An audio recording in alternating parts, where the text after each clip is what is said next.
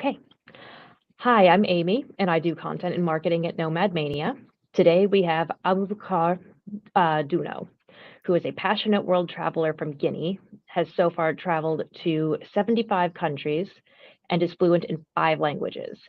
He is also an envoy coordinator at NomadMania and builds ventures with 54 startups, which seeks to build innovative startups for Africa and the world. How are you today? I'm doing great. Thanks for having me. Of course, we're really excited. So first off, tell us about you, a bit of your background and how you started traveling. What was the spark for you? Great. So I think you've done a bit of the introduction, but as you said, my name is Duno, and I'm from West Africa in Guinea. Uh, yes. So I'm a software developer. So currently, I run a startup studio called 54 Startups, and we build innovative startups in Africa. And when it comes to traveling, I actually started traveling mostly because of work, right? So I used to work in nonprofit back in the days, and we used to do a lot of work trips in a lot of African countries, as well as going to the US and coming to Europe for training and for meetings. So I really got into traveling mostly because of work related stuff. So I think I my first, let's say, 10, 12 countries were really like all work related trips. And also the second thing also related to work a bit is that the work that I had a really amazing travel benefits. So we used to have this package where we could go anywhere around the world. You know, there was a certain amount that we could use just for traveling, and we could use it to actually go anywhere around the world. And if I didn't use it up, I would lose the money. So I was just basically spend all my time looking for places to go to, right? So just so I could, use up the funds. So yeah, so I think the first 30, 35 countries that I went to were all, either work related or thanks to the job that I used to have back in the days. But yeah, so that's how I actually really got into traveling, because I realized that by the time I got to, country number 30, I was like, hey, I really enjoy this. So why not just keep going? And that's how I got into it. I like that. I was actually about to ask, how do you balance work and travel? And it sounds like you've already got that mastered. Yeah, yeah, yeah. So the job that I had actually really offered so much. Like again, because of work, one was work related, and two, also like offer a lot of some of the time like remote work. This is before COVID. This was before remote work was the main thing. So I had like certain number of days a year where I could actually work remotely. So that kind of helped as well. That's really, really cool. So what are your biggest travel interests? Where do you go before you go anywhere else? So what do you like to do or see when you travel? Yeah. So I think the biggest thing for me when I travel is really um about learning the new cultures, or basically just learning something new about a country, about a place, right? So I usually like to go to like local places, like as local as possible. I don't really do museums a lot, honestly. I feel like once you've done like 3 or 4 of the major museums like in Paris, and then I don't know, like in London, and they kind of all the same. So I usually tend to like to go to like really, really local places, like local restaurants, local, try to meet local people as much as possible to learn about the culture. Because for me, the most interesting thing about traveling is learning about a new culture, discovering a new country, like hearing a new language. I'm really passionate about learning languages, and whenever I land somewhere, I hear people speaking a new language. I'm like, wow, this is really great. And also trying the local food. So yeah, so I think I tend to go places where the local go to. So if the city that I'm in has like an old town, which tend to be, even though there are a lot of tourists, but you also get to see a lot of the authentic stuff. I tend to go to the spaces, and I tend to, as much as possible, join with the locals. So yeah, I also go to usual touristy places, or almost like in every country. But my focus is really, anywhere I can get as close to the culture as possible. I tend to go in these kind of places. That sounds pretty good. Um, so on your travels so far, do you have any favorite countries? And if you do, what about these places makes you feel that special connection? Oh, favorite countries. That's always a hard question because I know. it keeps changing almost all the time. Because like, oh, I used to love this country, then it's another one. So my favorite country, honestly, if I have to pick, I would say there are like two or three of them. But if I really have to pick one, I would say I'm not sure if it's the country itself, but I would say Turkey. So I think it has to do mostly with the city of Istanbul. Like for me, Istanbul would just is just so amazing because first you have this blend of cultures. You have you have Asia, and then you have Europe, right? And you have really really amazing great food, and the Bosphorus. It's everything about the city just seemed really idyllic, right? And you have a lot of history, and yeah, and it's very affordable. So you have this really kind of like modern kind of city with so much history. uh yeah, with a great culture. So I kind of really love walking like the streets of Istanbul. Just was such a great place for me. I was like, wow. So I was really shocked when I went there, because to be honest, I was not expecting that much. But I got there, I was like, man, I love this city. And it's like yeah, so the, I would not say people were not really that friendly, because I don't think they smile a lot. I don't think it has anything to do with me, but I just love the city. just there. I don't think I would live there because but I would be like, yeah, this is really the place where I feel like, yeah, I would go to like whenever I can, because the experience was just wonderful. But I love the city, is just amazing. So if I have to pick a second one, it has to be Albania. Albania was like, wow. Like I think like it's one of those hidden gems, which is it's not hidden anymore because almost everyone is discovering Albania. But I was like, wow, it was people were really, really amazing there.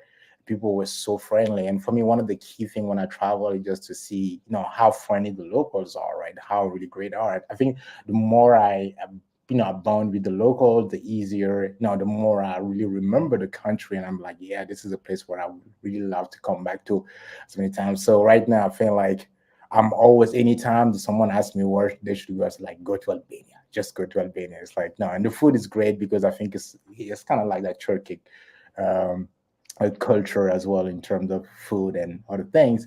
But it also has got the obviously I think it's Mediterranean, almost Mediterranean as well, kind of like Greece. So you also have access to those really beautiful places, the Mediterranean Sea. So it's one of those places that I really love. And again, it's people, the food, the culture, and the great thing about the Balkans. I mean, is if I think my favorite part of the world is really the Balkans. Like anywhere, Albania, Bosnia, all these places. It's just the culture. They have a history. They have this really amazing history. Obviously, that was not a it's like a lot of war and communism, all these kind of things. But it's so interesting, and I felt like most of Western Europe has a standard history that's very modern. So yeah, it kind of once you've been to one country, then you kind of seen almost all of it. But the great thing about Albania, or especially just the fact that it was a country that was closed off for so long, and then when you go there, you learn so much about the history. I'm like, wow, these people that went through a lot, and you kind of see that. And a place like Bosnia that went through war, and you're in Sarajevo, and you see all of that as well. Like, wow, there's so much. You learning so much from that trip. It's not just good to see the buildings, but just to learn so much more. So yeah, those are like some of the places that I really love. They sound pretty cool. I haven't been, but I think you've sold me. You have to go to Albania. Someday. Definitely, Someday. you should. So it sounds like your travels have changed you or changed your views of the world. Could you tell us a little bit about that? Yeah, it's definitely. So I think I'm a very open-minded person. So I think I always love the idea of first the fact that every country, every part of the world has different ways of doing things. Cultures are different in so many ways. So the more I travel, the more I realize that people have so many ways of different things. Like doing things. Sorry. Uh, being coming from Guinea, like a small country where we have a really strong tradition that like things that really believe they're set. That's it. You don't question it. But then you go somewhere else and then you realize that, oh, that's a really different way of seeing life, right? So imagine I left, I'll just give an example. I left northern at one point I was living in northern Nigeria, where everything, like everyone wears a hijab and everyone is covered, like uh, everyone's very very traditional, very kind of stuff. Then I went from northern Nigeria to Rio de Janeiro in Brazil, which is like everyone is on the beach, almost not wearing anything. It's like, oh, okay. So it's so so, so it's so different. You're like, okay, so you get shocked. I mean, I lived there for 3 years, so I went to Brazil. I'm like, holy crap, this is right. So, but that's the thing. That's the thing about traveling. It makes me happy when I see it because I'm like, yeah, it's so different. So I think it's kind of taught me that once, and you have to be more tolerant in a way, like you have to be more accepting of people and the culture. And you also have to try to really understand where people are coming from instead of just jumping and saying, okay, this is a set idea. So for me, it's really that openness, like being open to like so many different experiences, there's so many different truths depending on your background. That's what traveling kind of gives me, really. I mean, there's certain food, like in some places, like in Africa, we would not eat that, or we would eat this. Then you go somewhere else, like someone is eating the like it's the most normal of things. You're like, oh, this is so. You kind of have to be very open to this kind of thing. So it really opens up your mind the way you kind of see things, and that's what it has done for me. That, yeah, I've seen people from different background, different religion, different political view, different everything. So I'm like, yeah, you know what, you do you, I do myself. So that's what traveling is for me. I agree, definitely. I mean, you see, so like 100, almost 200 countries, right? You know how many cultures in those countries. So there definitely is so Oh, many I don't diverse. even think the countries cover all the cultures there are. So many in the Exactly. world. If you take a place like Nigeria that has maybe close, I mean, my country is a very small country. I think we're about 16 to 18 million people. We have about 10 to 12 different ethnic groups, like ethnic groups, that almost that many languages, right? And you have places like Nigeria that have about close to, I mean, hundreds of languages, so, and cultures. So yeah. You'll certainly never get bored with that much diversity in the world, that's for sure. Oh yeah. No, no, you don't. You don't. It's usually yeah. There's always something happening. There's always yeah. Let's say yeah. There's always something new to learn, something to do, and also it can go both ways, good and bad. But yeah, there's always something that comes with a Yeah. diversity. Yeah. So with good and bad, have you had any big surprises on your travels so far, or um, surprising experiences, countries that surprised you, and could be positive or negative, or both? To be honest, I don't think, again, I'm not sure that I really get that surprise easily, because again, because I'm already open, so I kind of knew that. And first thing, usually places that I go to as well, I tend to watch documentaries about the spaces, trying to discover the spaces before I went. So I guess I usually go always expecting something. But in terms of experience, so yeah, honestly, I don't think it's going to be a big surprise. I'm trying to think of cases where I got surprised. Again, I got surprised with places like Slovakia, but mostly because of the way people were. Again, people were very friendly. So I actually went to Slovakia. I had zero expectation of Slovakia. It's because it's very small and stuff, and there's not much to do. But it was just a place that I had to take off from my list of places to visit. But somehow when I got there, people were really friendly with me, and mostly, again, in that case, mostly because I guess I was black, and people were very friendly. I was like, "Oh, this is actually very surprising." I was not expecting that, but people were so friendly. I was like, "I love this place," right? So I kept going back to Slovakia a lot more than I probably should have. But yeah, that was a pleasant surprise in a way, for example, and I also remember Kosovo. Kosovo is like, so this was a surprise because I kind of assumed there was like U.S. military in Kosovo, right? In a way, so they would have some African Americans as well. But I had a really great experience in Kosovo because as soon as I arrived, I think I arrived around 3 p.m. in Kosovo, and he had a lot of school children coming from school, and and I'm pretty much walking, and I'm the only black person walking the streets. And I was like, okay, this is gonna be fun. I know immediately this is gonna be interesting. So everyone is kind of looking at me. Everyone, this is like 95% of everyone is looking at me. So I see this group of school children. I'm like, I don't want to have like eye contact with them. I don't want to have eye contact with them. But eventually, I could not help myself, and I had eye contact with them, and they just rushed all over to me, just gave me a high five and tried to. I'm like, this is really cool. Like, obviously you're just too much attention, but it's in such a positive way, right? It's like, yeah, it's cool, right? So it's more like intrigued. They're like, yeah, this is. I guess they've seen me. They've seen, let's say, African American, and like in like music videos and stuff. So you never know how people gonna react, especially in places where you don't have many African Americans or many blacks in general. But yeah, those were a really amazing experience where you say like, yeah, people are just really great everywhere. Of course, sometimes you meet really in some cases it doesn't go that way, but overall, I would say it's a great experience. That's really nice. And actually, I'm glad you mentioned Slovakia because my husband is actually from Slovakia. Oh, It's, I love it's not a Slovakia. place that gets mentioned much.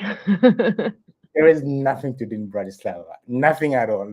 Pretty much, I think in 2 hours you've seen the whole place, and then there's nothing else to do. So, but I love Slovakia. I'll have to get him to give you like a personalized tour. There's a few hidden gems in there. Really, I Yeah. would love those. I would love to see this because I really Yeah, love it.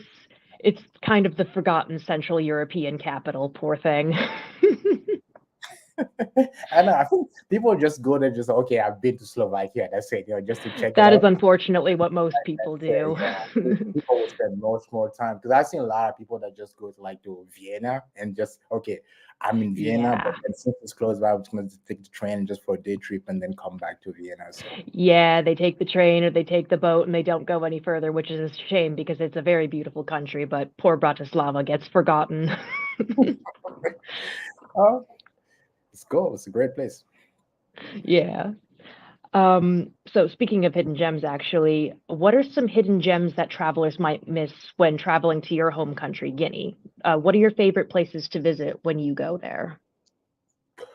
Oh, so when I go to Guinea, I think probably my favorite places are the islands. So I think so. If you're a serious traveler, maybe if you're following the NomadMania kind of map, I think you probably focus a lot more on Conakry and then probably trying to go to the Futa region and stuff. But we do have islands. People usually go to the islands. They do, but I think there are two or three islands, if I'm not mistaken, and one of them has like it's much bigger and has some really really interesting places, like some kind of I think there's a waterfall. There's like this kind of pond.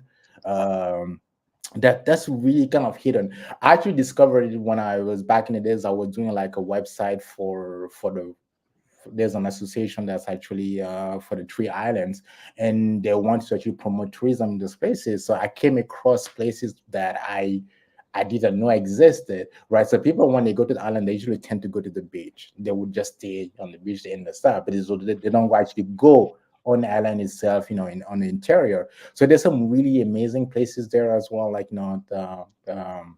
historical places that are really really good to see, and I think people should look at those a bit more. So, but otherwise, Guinea is not really a big place, so people tend to always go. I mean, you go to Conakry, there are a few places to see. Then you go to the Futa region, Dalaba. So Dalaba is quite amazing, but I think most people would actually also go there. So yeah, I'm trying to think. Oh yeah, there is a city where I was actually born called Bouquet.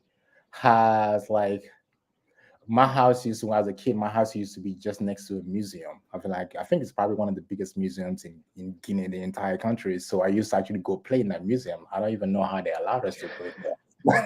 Now that I think about it, I used to go in there play, because they have those like musical instruments, like the traditional ones. I used to go and play on those.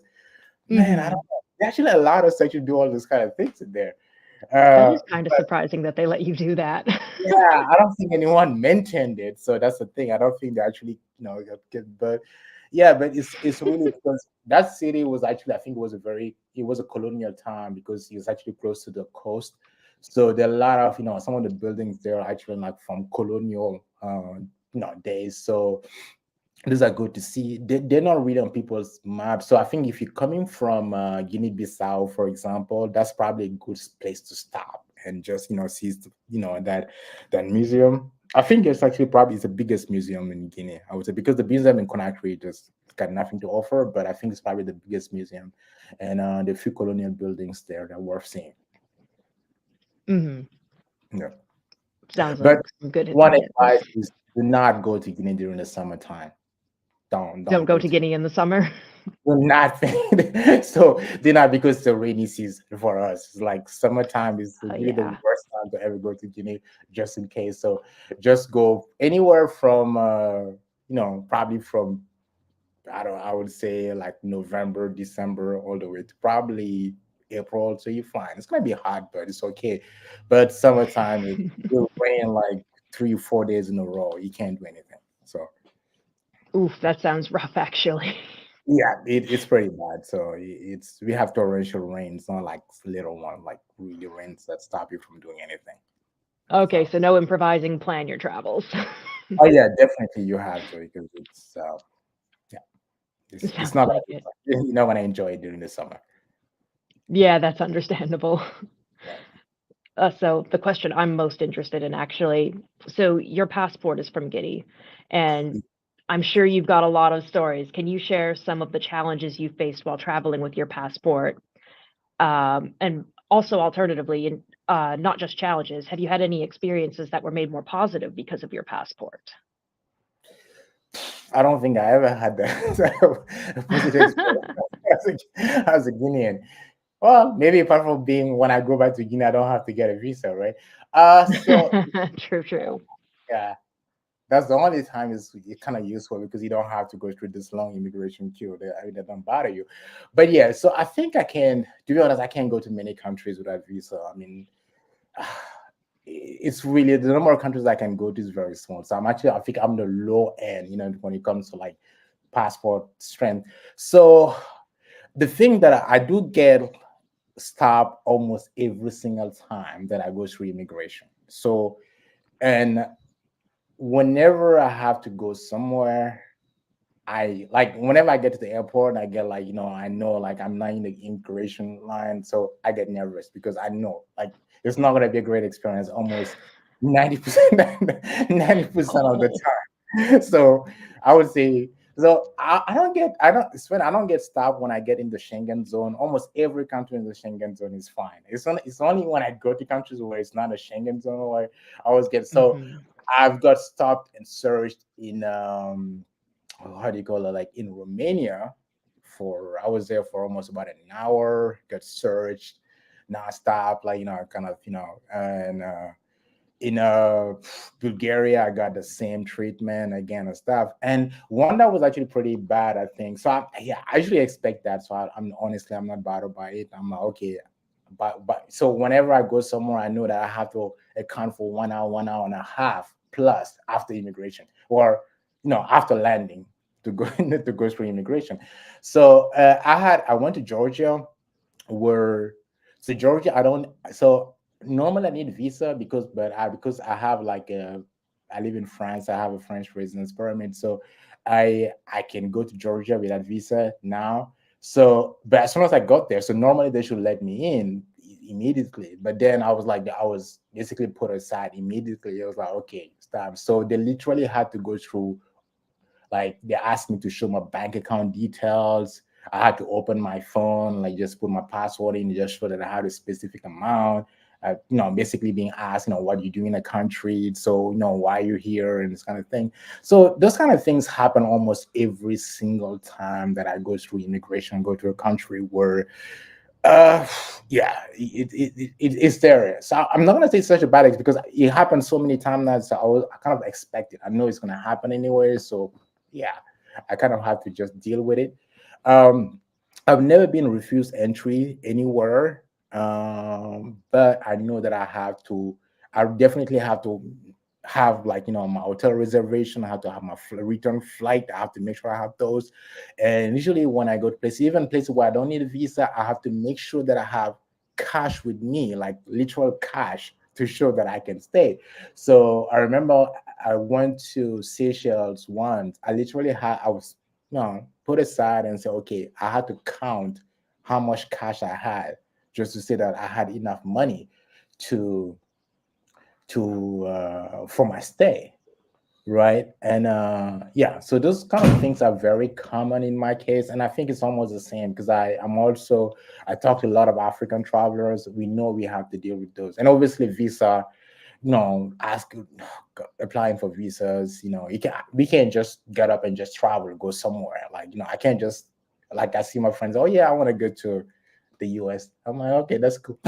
I have planned for that stuff, right? I have to, like, plan for month ahead. I have, like, in advance. I have to have my bank account sorted. I have to make sure I have a job, a paying job. If I'm an entrepreneur, it's complicated because I don't have a steady paycheck. So all these kind of things make it very hard for, difficult for us to travel. So yeah, overall, I think you just have to know that you're gonna be more checked more often. Like, gonna be questioned, you're gonna be searched a lot more. I think, I'm also a guy, and I'm in that age where, like, the age bracket where, I can kind of look suspicious sometimes. So they're like, yeah, you step yeah. I mean, you step aside. I just, yeah. I think I kind of have to laugh about it a lot more because otherwise, you just go insane. So yeah, but it happens all the time. I'm used to it. So Oh, that's really unfortunate though that you have to get used to that and you just have to come with extra levels of preparation that I, with a US passport, would never think about. oh yeah, you Like, do. Yeah, sorry. I don't travel with my bank account statement ready or huge amounts of cash generally. Yeah, and it's fun. It's fun because I was very lucky when I went to Georgia because, I mean, I would use because I had just connected my phone to my bank account, and I kind of imagine what would have gone through that day if I had not had my bank kind of stuff on it, because it would, So there's some people that actually got sent back. Literally, I met this guy from India that got sent back home because he couldn't show that he has money in his bank account because it's not on his phone. He couldn't. So those are things that we have to really, when you're traveling, it's not just because I'm an African. I think if you're from anywhere in the world where you have a weak passport, like, Africa or India or Asia, man, you have to do way more preparation than anyone else. And the sad thing is, Like, this is not just when you're traveling to Europe. It's even the same when I'm traveling to African countries. Uh, there've been cases where it's funny because I remember when I was in Nigeria. I was actually going outside of Nigeria, but there was a guy that came to train. Actually, got a guy to come and train my team when I was leading a team of engineers there. Guy from Netherlands to come and train my team, and on his way back to Netherlands, we actually took the same flight from Nigeria all the way to Addis Ababa. It was Ethiopian Airlines. Then I was going to Egypt. Then he was going to Netherlands. But from Nigeria, like, when I went through, I was just in front of him, right? So I went through immigration. They look at my passport. Oh, you're from Guinea. What are you doing here? Like, kind of like, why are you here? I was like, okay. So I think I usually also get that attitude sometimes when I get there because I know they're not gonna treat me right. So I'm like I have zero, like, good attitude in that case because I'm like, yeah. So I kind of respond in a very dry kind of way because I just know they can't do anything anyway. That's fine. And then there was this guy, like, this guy just right after me. Then he showed his passport was from Netherlands. They were like, "Oh, why are you leaving our country? You should stay." I'm like, "Come on," you know. I'm like, "Come on." So I brought this guy over. I literally paid his salary when he was here.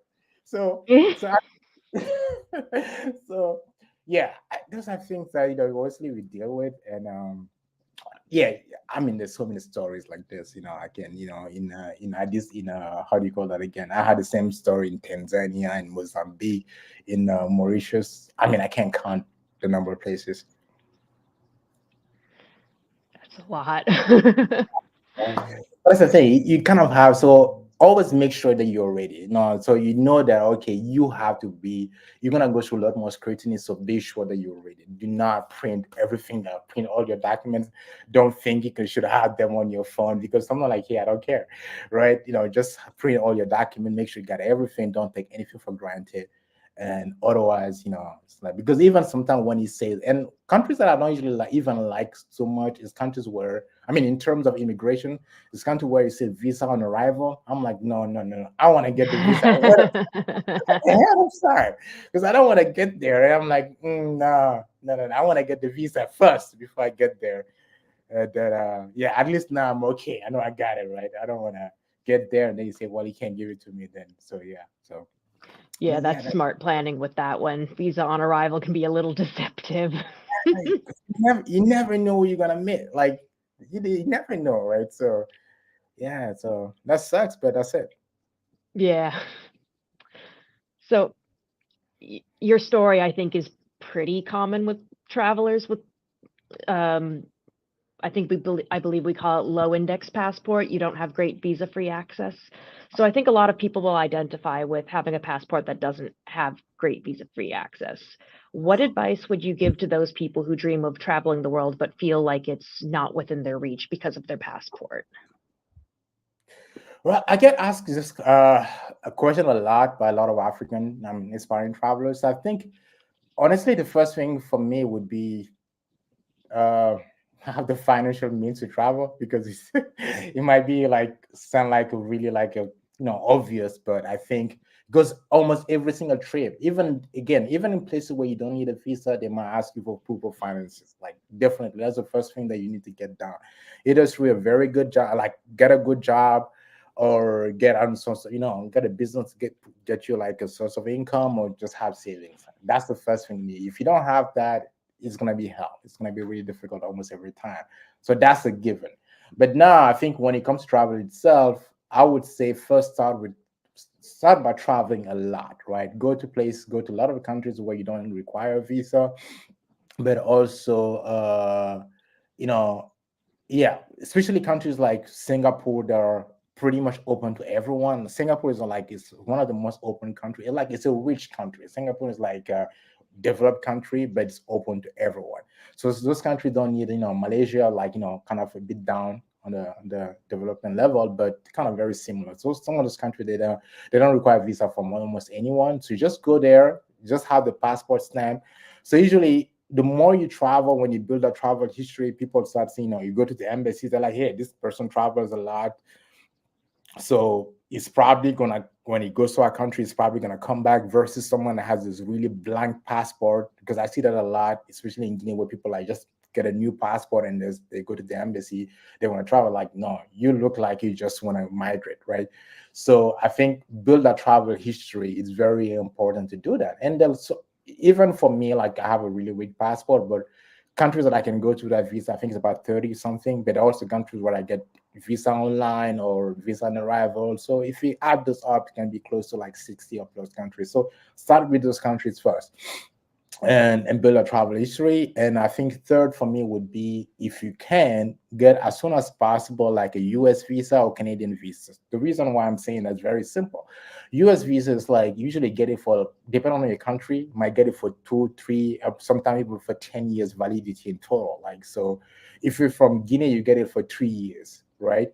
If you've placed like from Senegal, you get it for 10 years. So for 10 years, you have that US visa in your passport. So there are two advantages to that. So usually once you get a US visa, if you go to like any Schengen embassy, like any country that's part of the Schengen, they will say, well, this person already has a US visa. If they wanted to migrate somewhere, they probably would have migrated to US already, right? With that visa, even though they would be there illegally, but they will still would have done that. So then it kind of makes you more credible that you're going to come back. Because the thing about visa thing for us is always you have to prove that you're going to come back home. You're not going to stay there. So if once they see that US stamp, you took the US visa, and they're like, yeah, this person's probably going to come back. So it's going to make it easy for you to have other visas. This is what I actually did. Once I got my US visa, then I started applying for European ones. And then second thing as well, that the US visa also, it can also be used as a substitute visa for other countries.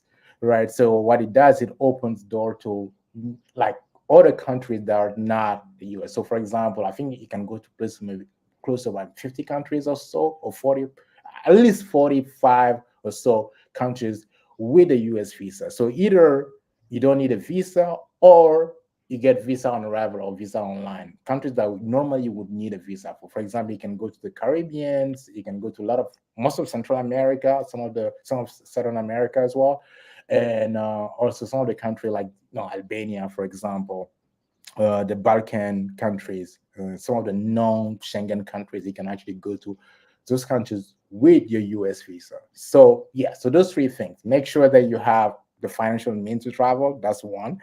But then travel goes first to countries where you don't need visas to build a travel history, and three, get a US or Canadian visa. So you can kind of get the same thing with a Schengen visa as well. But Schengen visas tend to be very short. They give it to you for like 10 days or 11 days, right? Uh, you have to travel a lot to Schengen before they start giving you like a long, like long duration visa. US they tend to give you like for 2, 3, or up to 10 years. Canada, I think tend to do the same as well. So once you have those two visas in there, it becomes easier to get all the visas. It can also go to so many other places with that one visa. That's really good advice. I wouldn't have actually thought that getting a visa from one country would open a door to getting visas in so many other places. That's really interesting, actually. I mean, I have to know this kind of stuff, right? True, I don't true. have a choice, right? So you can pray. So yeah, you can because it can really bump up the how good your passport is by some of the visas that you already have. Like so for me, like I can because I have a EU residence permit, so it kind of bumps up like so many other countries that I can go to. Like normally I would need a visa to go to Mexico. But if I wanted to go to Mexico, I can just buy my flight and just go. So most of Central America. So I can bump up my passport to really like a kind of like a okay passport just by having certain. So those are kind of hacks that a lot of people don't know about. But then, as you really start, researching those things, you kind of figure out, hey, it makes a lot easier for me. Like this is how I went to Georgia. This is how I went to most of the Balkan, pretty much all the Balkans I went to, just because they're not. I don't have the visa for those countries, but I'm allowed to go because I either have a U.S. visa or EU visa or EU residence permit. So those are things that really worth knowing. Yeah, that's a really good travel hack. It is. So, what is it about travel that gets you the most excited, and what is it that keeps you going when things get tough while traveling? I think every single time that I land in a new place is for me is just the fact that I'm just learning somewhere new. So it's the culture. I really love discovering other cultures. I really love like hearing new languages, discovering something new. So whenever I learn something, like I'm actually like a child again. I'm learning something new, and I'm kind of amazed by everything that I see because I'm like, wow, look at this is the way they do things, right? This is a language, right? So this is the food and everything. So for me, it's the culture that new thing. So I don't. Unfortunately, I usually mostly go to big cities nowadays because obviously, I'm trying to visit every country in the world, so that time is limited, right? To kind of do that, right? Especially when you're counting countries. But I felt like I really want to spend a lot more time in some of those off, not popular tourist destination, but like some of those places where, like rural small villages or anywhere where you really have the culture as much as possible, right? So I tend to go to places um, where I can even just in the short few days get as much of the culture as possible. So for me, culture, learning something new, discovering something new is really learning a few words of the language, trying the local food. That's really what makes traveling amazing. And also the people. I think it's really amazing when you can connect with the locals because that just changes everything. I went to one of the most beautiful cities in the world is Prague. Prague is extremely beautiful, but man, I didn't connect with the local like the people at all. I found people were very cold. Really cold. I'm like, huh? like, okay, so, and I guess that's why I didn't expect anything from Slovakia, because I was like, okay, this used to be one country. I don't think they would be that different from, So I said that Prague, I went to Slovakia. I was like, yeah, I'm not gonna expect anything from people here either. But so yeah, so I don't know if it's the whole of Czech Republic. That's like I met a lot of Czech people in the past, so I kind of I used to live in London, but yeah, people were really cold, and even though the city is extremely beautiful, but I'm like, yeah, yeah. So it was not that memorable, right? Whereas went to somewhere that were like like Slovakia, where it had nothing to do. I mean, Slovakia, Bratislava is okay, but people were so nice, and I'm like, yeah, that's what I'm talking about, right? And I went back like to one place, right? So I was like, yeah, this is a great place. So for me, culture, the people, that's what really makes interesting, what makes it really amazing. So no matter what happens, in that, I've had really, really bad situations like in places like Croatia or Lithuania, like really, really messed up, even in Poland.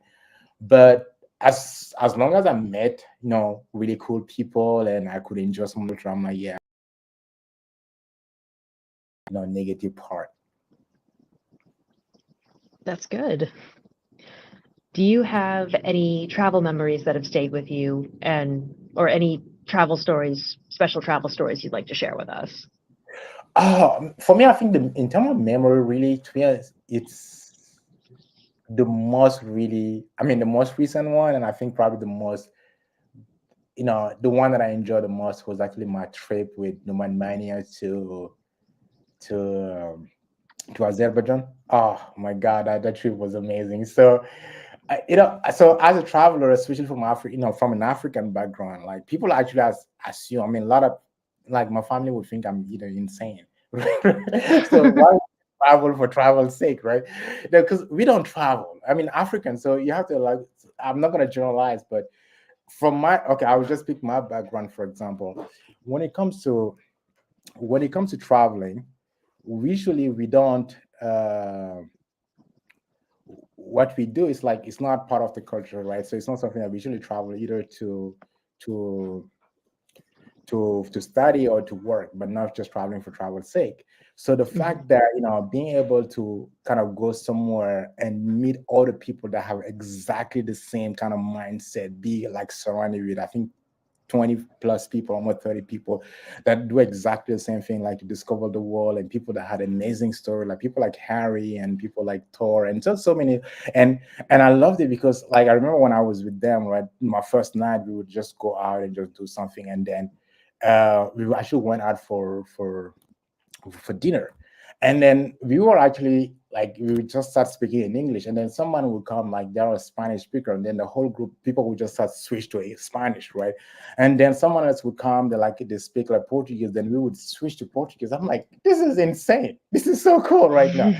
So, and then if you were just switching kind of thing, and everyone, some people speak Russian kind of thing, and everyone spoke like three or four, five languages, and people were just they and just and people had this amazing story to share. And obviously, we went to all these really beautiful places. So I'm like, yeah, this is for me. This was really the most memorable trip that I've ever been to. I'm like, I learned so much from that trip. I met so many people that I've been following online for so long. They looked like they were like far away people there that I would never meet, but finally able to meet them in the flesh and just talk to them. I'm like, man, this is amazing. That sounds like an amazing trip. Oh, he was great. He was memorable, definitely. It definitely sounds like it. Yeah. Do you have any future travel plans that you can share with us? I think for now I'm probably gonna stay put, but obviously I'm at 75 countries and I wanna actually go to the rest of them. So yeah, I Mhm. think I still need to plan, but I think probably the next one that I'm actually looking forward to is probably around November, and probably the nomad, then the extra. I think the extra travel fest in Bangkok. That's something that I'm really trying to go to, and travel the rest of Southeast Asia in the same process. It sounds like a great plan.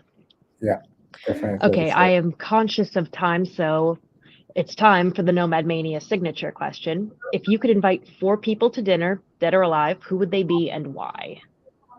Uh, yes. So I had to think about this. So I would say This is actually very kind of like, kind of modern, like recent. So I would definitely say Harry from Hmm. NomadMania. Thor, I don't know if you know Thor. Thor is actually one of the biggest travelers. Like he traveled for 10 years while going back home. He's actually was Hmm. part of it. So he has so many amazing stories to tell. So definitely is one of those guys. And that's on the travel part. And then there is Kato Lom and Cardinal Mesofanti. I will tell you what those two people are. Some of them really love learning languages. So Kato Lom was this Hungarian woman that actually she worked as a simultaneous interpreter, and she spoke like about 17 languages, and Cardinal Mesofanti spoke close to 60 languages. That's according to what's written there. So yeah, I think they're both dead. So those are fortunately. But yeah, I think those are the people that are now, because that kind of joined my two passion, like traveling and learning languages. So I feel like those people would have a lot to say. I think that would be an exciting dinner. Yeah, that would A be lot of cool. talking That would be really great. in all the languages. That's really cool. I like Yeah. that answer. Hmm.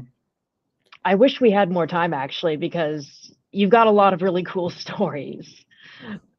But I'm afraid we do have to end it at some point. So I would just like to say thank you for sharing your stories with us. Hey, you're welcome anytime. So again, I'm a big fan of the Man Money. I'm a big fan of what the organization is doing, and definitely, yeah, yeah. It's again that trip, meeting all those people, meeting Harry was just an amazing stuff. So yeah, and yeah, keep doing what you do, and yeah, and I'm glad to help anytime. Of Definitely. course, thank you. Thank you.